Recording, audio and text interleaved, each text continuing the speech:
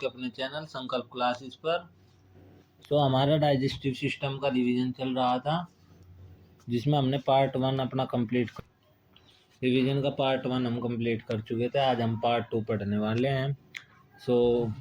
जिसमें हम जितने भी क्वेश्चन पढ़ेंगे वे सभी के सभी कहाँ हैं, आरआरबी में, ग्रुप डी में, आरपीएफ में, और मतलब सभी रेलवे के ही क्वेश्चन पढ़ेंगे। ठीक है, तो स्टार्ट करते हैं। तो क्वेश्चन नंबर 1 है हमारा कि लसिका हाथों में पचित और अवशोषित डैश का परिवहन करती है। तो लसिका क्या होती है? लसिका जो हाथों में पचित और अवशोषित किस चीज़ का वो करती है, परिवहन करती है। तो उसका आंसर क्या होगा? उसका आंसर होगा क्या? वसा का। तो लसिका हाथों में पचित और अवशोषित वसा का परिवहन करती है। आंत की लसिका प्रणाली आहार लिपिड के परिवहन के साथ प्रतिरक्षी निगरानी तथा अंतरालीय द्रव को हटाने में महत्वपूर्ण भूमिका निभाती है। तो आपको क्वेश्चन याद रखना है, इम्पोर्टेंट है कि लसिका हाथों में पचित और अवशोषित किस चीज़ का परिवहन करती है। तो किस चीज़ का परिवहन करती है? एक जगह से दूसरी जगह ले जाने का। तो वो वसा का क्या करती है? परिवहन करती है, जिसको हम फैट या लिपिड भी बोलते हैं। क्वेश्चन नंबर 2 है कि निम्नलिखित चित्रों मनुष्य में दांतों के कर्मिक क्षय के विभिन्न चरणों को दर्शाता है। दांतों के क्षय से संबंधित निम्नलिखित कथनों में से एक के अलावा अन्य सभी कथन गलत सही है। गलत कथन की पहचान कीजिए। तो इसमें गलत कथन की पहचान करानी है। तो ये गलत कथन क्या होगा? कथन नंबर 1 है जो इसका ऑप्शन नंबर 1 है, इसमें है कि इनमें जीवाणु की कोई भूमिका नहीं होती, यह विषाणु जनित होते हैं। मुंह में बचे हुए भोजन पर जीवाणु सक्रिय हो जाते हैं। अमल इनेमल का मृदुकरण करता है, जिसकी वजह से दांतों में दर्द और दंत क्षय होता है। और नंबर 4 पे है जीवाणु शर्कराओं का विघटन करके अमल उत्पन्न होता है। तो इसका आंसर क्या होगा? इसका आंसर होगा, देखो, मुंह में बचे हुए भोजन पर जीवाणु सक्रिय हो जाते हैं, बिल्कुल हो जाते हैं। अमल इनेमल का मृदुकरण करता है, बिल्कुल करता है। सबसे कठोर जो होता है हमारी बॉडी का वो क्या होता है? इनेमल होता है। किसका बनता है? कैल्शियम फास्फेट का बनता है और कैल्शियम कार्बोनेट का बनता है। और ये क्या है? जीवाणु शर्कराओं का विघटन करके अमल करते हैं, अब उत्पन्न करते हैं। बिल्कुल, हमारा जो पीएच वैल्यू होती है वो क्या हो जाती है? अगर 5.5 से कम हो जाती है तो क्या हो जाता है? फिर हमारे दांत क्या हो जाते हैं? गलने और सड़ने स्टार्ट हो जाते हैं। तो इसमें गलत को आंसर क्या है कि इनमें जीवाणु की कोई भूमिका नहीं होती, यह विषाणु जनित होते हैं। ठीक है, तो आंसर नंबर क्या है इसका? ये आंसर बिल्कुल सही हो जाता है। जैसे उपरोक्त चित्रों में मनुष्य के दांतों को कर्मिक क्षय के विभिन्न चरणों को दर्शाया है, जिसमें अनुसार विकल्प बी सी डी सही है, जबकि गलत है क्योंकि दांतों को ये वैसे ही है। ठीक है ना, इसमें कोई जानने वाली बात है नहीं। अब उसका अगला क्वेश्चन, नेक्स्ट क्वेश्चन पे चलते हैं। तो नेक्स्ट क्वेश्चन क्या बोल रहा है कि निम्न में से कौन सा वसा का पाइशीकरण में शामिल होता है? तो आप मेरे को ये बताओ कि वसा का पाइशीकरण कैसा होता है? इमल्सिफिकेशन ऑफ फैट कहाँ पे होता है, कैसे होता है, कौन करता है? ये चीज़ें आप बताओ मेरे को कमेंट में। तो वसा के पाइशीकरण में क्या चीज़ होती है? तो आंसर आएगा कि डी, क्योंकि जो लीवर होता है उसमें क्या होता है? लीवर कौन सा जो जूस सिक्रेट करता है जिसमें वसा का पाइशीकरण होता है? तो कमेंट में बताओ कि लीवर क्या करता है। तो वसा के पाइशीकरण में यकृत शामिल होता है। पाइशीकरण वसा की छोटी कोशिकाओं में तोड़ने की प्रक्रिया है ताकि एंजाइम कार्य कर सके और भोजन अधिक आसानी से पच सके। पायस 2 या 2 से अधिक तरल पदार्थों का मिश्रण है जो सामान्य रूप से अमिश्रणीय होते हैं। तो इसके बारे में आपको मैं थोड़ा सा बता भी दूं कि जो हमारा लीवर होता है वो क्या करता है? बाइल जूस सिक्रेट करता है, जिसमें दो वे होते हैं, आयंस होते हैं। कौन कौन से? सोडियम बाइकार्बोनेट और सोडियम ग्लाइकोलेट, जो क्या करते हैं? बाइल जूस में होते हैं और वो फैट को क्या कर देते हैं? फैटी एसिड में तोड़ते हैं। तो इस प्रोसेस को ही क्या बोलते हैं? एमल्सिफिकेशन या पाइशीकरण कहते हैं। सो नेक्स्ट क्वेश्चन क्या है? नेक्स्ट क्वेश्चन है हमारा कि दंत क्षय के परिणाम स्वरूप होता है, क्या होता है? दंत क्षय के परिणाम स्वरूप क्या होता है? कोमल दंतवल्क होता है, मसूड़ों से रक्त का स्राव होता है और दुर्गंध युक्त सांस आती है, टूटा हुआ दांत। तो इसका आंसर क्या होगा? इसका आंसर होगा एक कोमल दंतवल्क, क्योंकि दंत क्षय कब होगा? जब हमारा क्या हो जाएगा? इनेमल क्या हो जाता है? जब हमारा इनेमल बहुत कमज़ोर हो जाता है तो वो क्या हो जाता है? फिर हमारे दांत क्या होते हैं, दांत क्षय होने लग जाते हैं, ठीक है ना। क्या कैसे होने लग जाते हैं, जब हमारा इमेल इनेमल होता है, जो इनेमल वाला पार्ट होता है वो कमजोर हो जाता है, तो वो क्या हो जाता है, कोमल दंतवलक, ठीक है ना। सो इसका आंसर क्या हो जाता है, आंसर हो जाता है। तो उसके बाद के जो चीजें है कि उसके परिणाम स्वरूप क्या हो, उसके बाद क्या होगा, मसूड़ों में से रक्त का स्राव कब होता है, वो तो विटामिन की कमी से होता है। सो कमेंट में बताओ कौन से विटामिन की कमी से होता है, दुर्गंध युक्त सांस और टूटा हुआ दांत, ये तो है हो ही नहीं सकता। सो दंत क्षय के परिणाम स्वरूप कोमल दंतवलक होता है, इसे दंत इनेमल भी कहा जाता है। मानव शरीर में यह सबसे कठोर और तथा बहुत अधिक खनिज लवण युक्त पदार्थ है। इनेमल का निर्माण कैल्शियम फास्फेट से होता है, ठीक है ना। तो अगर कोई डाउट हो तो आप मेरे को कमेंट में ज़रूर बताएगी आपको किस चीज़ में डाउट है, ठीक है ना। तो नेक्स्ट क्वेश्चन क्या है आपका, नेक्स्ट क्वेश्चन है कि कार्बोहाइड्रेट, प्रोटीन और वसा का पूर्ण पाचन कहाँ होता है। तो कार्बोहाइड्रेट, ये सभी वही क्वेश्चन है जो हमने अपनी वीडियो में हम पढ़ा चुके हैं। तो कहाँ पे होता है शाहरुख, तो आप कहोगे कि छोटे हाथ में होता है, ठीक है ना। तो कहाँ पे होता है, तो इनका वो होता है छोटे हाथ में, ठीक है, डन। तो कार्बोहाइड्रेट, प्रोटीन और वसा का पूर्ण पाचन छोटी आंत में होता है। छोटी आंत पाचन का एक महत्वपूर्ण अंग है। भोजन का अधिकांश पाचन छोटी आंत में ही संपन्न होता है। छोटी आंत लगभग 7.5 मीटर लंबी और अत्यधिक कुंडलित संरचना होती है, ठीक है। तो क्वेश्चन समझ में आ गया आपके, ओके डन। ये एक सभी क्वेश्चन वैसे हमने क्या कर रखा है, इन सभी क्वेश्चंस को क्या कर रखा है, हम पहले ही वीडियो में पढ़ा चुके हैं। अगर आप ने वीडियो नहीं देखी तो पहले प्लीज जाके एक बार वीडियो देखें और उसके बाद फिर इसका रिवीजन करें, ठीक है। तो नेक्स्ट क्वेश्चन क्या है, नेक्स्ट क्वेश्चन है कि आहार में मौजूद वसा छोटी आंत में बड़ी गोलिकाएं क्यों बनाते हैं, ठीक है। तो आंसर आंसर क्या होगा इसका, तो आप बोलोगे कि इसका आंसर होगा बी, क्योंकि वसा अमाशय में उत्पन्न जलयुक्त कर्दम के साथ अच्छी तरह मिश्रित नहीं हो पाते। तो ये क्या कह रहा है कि देखो, आहार में मौजूद वसा, जो वसा होती है वो छोटी आंत में बड़ी गोलिकाएं क्यों बनाते हैं, क्योंकि अमाशय में मौजूद लाइपेज एंजाइम वसा को पूरी तरह से नहीं पचाता। तो वसा को कौन पचाता है, लाइपेज तो नहीं पचाता वसा को, क्योंकि वसा अमाशय से उत्पन्न जलयुक्त कर्दम के साथ अच्छी तरह मिश्रित नहीं हो पाती, ठीक है। तो ये आंसर हो जाएगा इसका। लेकिन अगला ऑप्शन पढ़ेंगे एक बार, कि क्योंकि वसा अमाशय में भोजन के मंथन के दौरान कार्बोहाइड्रेट में फंस जाते हैं। तो ये भी नहीं हो सकता, क्योंकि प्रोटीन और वसा आपस में मिलकर कोलाइडल पदार्थ बनाते हैं, ये भी नहीं होने का। तो इसके बारे में आप थोड़ा डिटेल में जानेंगे।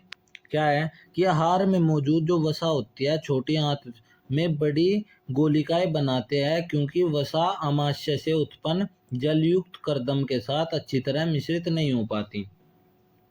और छोटी आंत आहार नली का सबसे बड़ा हिस्सा है। तो भोजन का अधिकांश पाचन कहाँ पे होता है, छोटी आंत में होता है। अभी इससे पहला क्वेश्चन क्या था कि कार्बोहाइड्रेट, वसा, प्रोटीन का जो इनका पूर्ण मतलब पूरी तरह से जो डाइजेशन होता है कहाँ होता है, तो वो भी कहाँ पे होता है, छोटी आंत में होता है, ठीक है। सो नेक्स्ट क्वेश्चन क्या है अब आपका, नेक्स्ट क्वेश्चन है कि एक वयस्क मनुष्य जो अडल्ट मेल है के मुख में केवल कृतंक होते हैं। तो ये तो चीजें मैं बहुत अच्छी तरह से आपको बता रखी है। तो ये हम पहले ही इस चीज को पढ़ भी चुके हैं कि जो हमारे इंसिजर होते हैं वे कितने होते हैं, कैनाइन कितने होते हैं, प्रीमोलर कितने होते हैं और मोलर कितने होते हैं। तो केवल कर्तंक कितने होते हैं, तो कर्तंक कितने होते हैं, तो कर्तंक होते हैं टोटली 8, ठीक है ना। कर्तंक कितने होते हैं, 8 होते हैं। तो कर्तंक को क्या बोलते हैं, हम स्माइल टीथ भी तो बोलते हैं, तो कर्तंक को क्या बोलते हैं, स्माइल टीथ भी बोलते हैं, इंग्लिश में इसको क्या बोलते हैं, इंसिजर बोलते हैं, ठीक है। तो इसके बारे में अब थोड़ा देखेंगे। तो ये होगा कि एक वयस्क मनुष्य के मुख में 4 प्रकार के कुल 32 दांत होते हैं। दांतों का वर्गीकरण भी बहुत अच्छी तरह इन्होंने बता रखा है आपको। सो अब ये देखो, कर्तंक जिसको इंग्लिश में इंसीजर बोलते हैं वे कितने होते हैं, 8 होते हैं। रदनक जिनको कैनाइन बोलते हैं वे 4 होते हैं।